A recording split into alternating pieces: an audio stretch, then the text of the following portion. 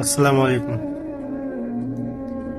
যদি কোনোদিন সময় থাকে তো কবরস্থানের পাশ দিয়ে যাবে। ওখানে গিয়ে দেখবে যে তোমার মতো আমার মতো কত মানুষ সব শুয়ে আছে। যারা অহংকার করতো আজ তারা আজ মাটির নিচে মিশে গেছে।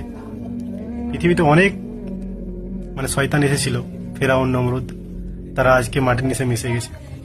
তো জীবনে কখনো অহংকার করবে না। অহংকার করার কারণে কিন্তু আজকে ইবলিস শয়তান হয়ে গেছে। না হলে ও কিন্তু আল্লাহর প্রচুর ইবাদত করতো।